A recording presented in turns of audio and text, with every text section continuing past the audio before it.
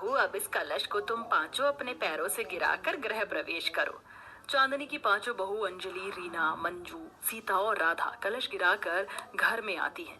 अब इसी तरह कुछ दिन बीत जाते हैं और एक दिन चांदनी अपनी बड़ी बहू अंजलि के साथ मार्केट जाती है, जहां मार्केट से आते हुए अंजलि की नजर बुक स्टोर पर पड़ती है।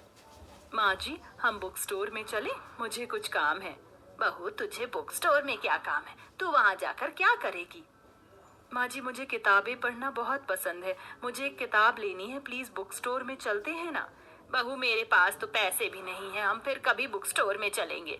अंजलि अपनी सास के सामने कुछ नहीं बोल पाती और मुंह बनाकर घर आती है, जहाँ वो ये बात अपनी चारों बहन, जो अब उसकी देवरानी बन गई थी, उनको बताती है।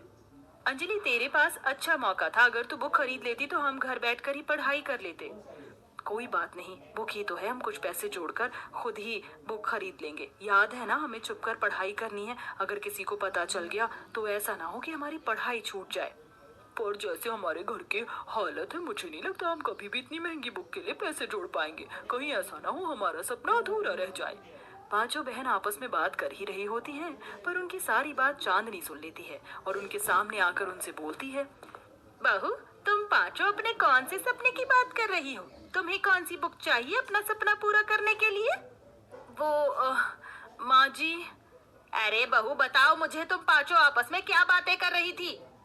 वो माँ जी, हम पांचों बहन का सपना है कि हम फौजी बने, पर हमारे घर की आर्थिक स्थिति सही नहीं थी, इसलिए हमारे घर वालों ने हमें पढ़ाने के बजाय हमारी शादी कर दी।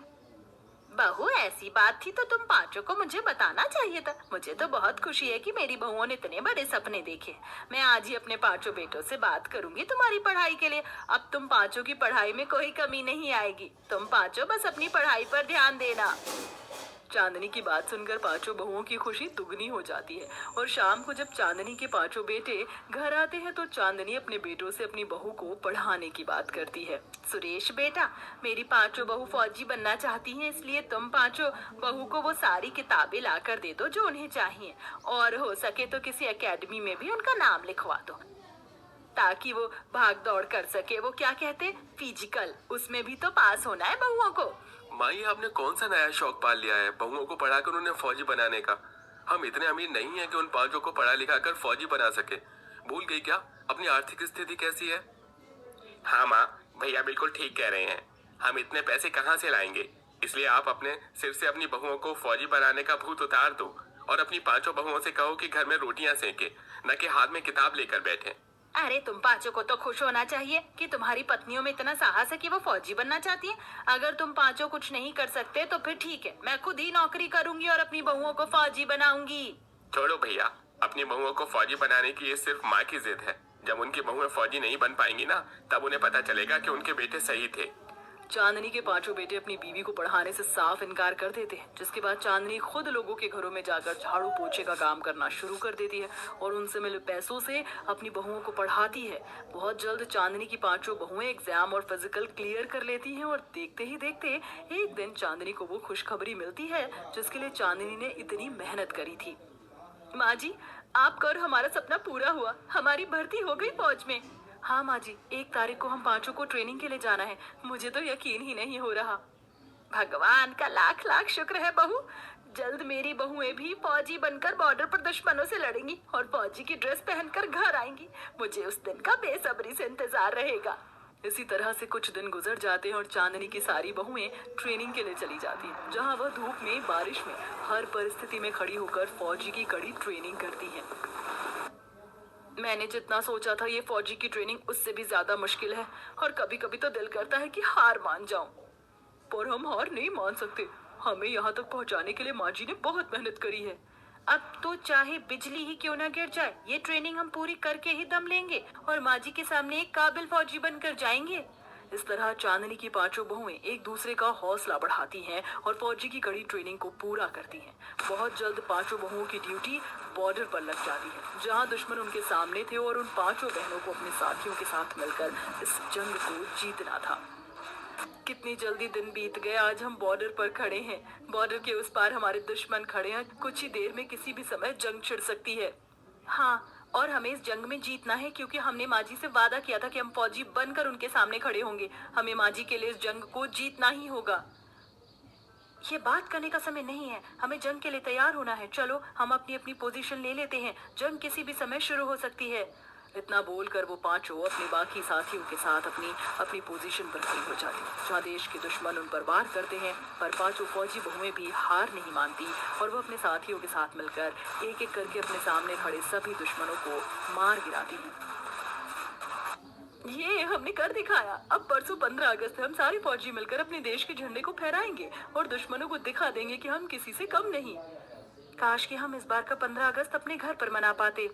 कितने दिन हो गए हैं माँ जी से मिले। मेरा तो दिल कर रहा है कि यहाँ से मैं सीधा माँ जी के पास उड़कर चली जाऊँ और इन कपड़ों में माँ जी के साथ खड़ी होकर 15 अगस्त मनाऊं। सही कहा, ये जंग खत्म हुई, अब बस जल्दी से हमें घर जाने की परमिशन मिल जाए। जंग में जीत जाने के बाद पांचों बहुएं बहुत खुश थीं और अपनी छुट्टी का इंतजार कर रही थीं। पर बहुत जल्द उनका ये इंतजार खत्म हो जाता है। आप सबने बहुत अच्छा काम किया है, इसलिए आप सबकी छुट्टी मंजूर की जाती है। आप सभी कल अपने घर के लिए निकल सकते हैं और इस साल का 15 अगस्त अपने परिवार वालों के साथ मना सकते हैं। छुट्टी मिलते ही पांचों बहुएं अपना सामान पैक कर लेती हैं और अगली सुबह होते ही घर के लिए निकल जाती हैं। कुछ देर बाद वो पांचों अपने घर पहुंचती हैं। बहू, तुम पांचों आ गई। आखिर तुम पांचों ने मेरा सपना पूरा कर दिखाया। आज तुम पांचों को फौजी ड्रेस में देखकर मुझे बहुत खुशी हो रही है। माँ जी, इतने सालों बाद आपसे मिलकर हमें भी बहुत अच्छा लग रहा है। आज हम जो कुछ हैं आपकी ही बदौलत हैं, वरना हमारे माँ बाप ने तो कोई कसर नहीं छोड़ी थी हमारे सपनों को तोड़ने की। हाँ माँ जी, बस आपको ही हम पर यकीन था। देखो, तुम पांचों अभी अभी घर आई हो और मैंने तुम पांचों को बैठने के लिए भी नहीं कहा। तुम पांचों बैठो, मैं तुम्हारे लिए खाना लगा देती हूँ। चांदनी अपनी पांचों बहू से बात कर ही रही होती है कि तभी गांव की कुछ औरतें मिठाई लेकर आती हैं। चांदनी, तुम तो बहुत खुश नसीब हो जो तुम्हें 5 फौजी बहुएं मिली हैं। काश कि मेरी बहू भी फौजी होती। आंटी जी, हम यहाँ आने से पहले कोई फौजी नहीं थे, हमें फौजी बनाने वाली हमारी सास ही हैं। अगर आप चाहती हैं कि आपकी भी बहू फौजी बने तो आपको भी मेहनत करनी पड़ेगी अपनी बहू के साथ। इस तरह गांव की एक एक औरतें आकर चांदनी को बधाइयां देती हैं, जिस वजह से चांदनी को अपनी पांचों बहुओं पर गर्व होता है। अब अगले दिन 15 अगस्त था और 15 अगस्त वाले दिन चांदनी अपनी पांचों फौजी बहुओं के साथ झंडा फहराने के लिए खड़ी होती है, जहां चांदनी की पांचों बहुएं उससे कहती हैं, माँ जी, आज हम इस मुकाम पर आपकी वजह से खड़े हैं, इसलिए झंडा भी आप ही फहराओ। क्या मैं? पर फौजी तो तुम पांचों हो। माँ जी, फौजी भी तो हम आपकी ही वजह से बने हैं ना। अब मान भी जाओ चांदनी बहन, नसीब वालों को ही मिलती है ऐसी 5 फौजी बहू। इस तरह चांदनी अपनी पांचों बहुओं के साथ झंडा फहराकर 15 अगस्त सेलिब्रेट करती है, जहां चांदनी के पांचों बेटे भी अपनी माँ और बीवियों से माफी मांगते हैं। माँ, हमें माफ कर दो, हमने कभी आपका साथ नहीं दिया। और अंजलि, तुम पांचों बहन भी हम पांचों भाई को माफ कर दो। ये समय माफी मांगने का नहीं बल्कि खुशियां मनाने का है। और हम बस यहाँ कुछ दिनों के लिए आए हैं, तो हम नहीं चाहते कि कोई गिले शिकवे रहे। देख, मेरी बहू का दिल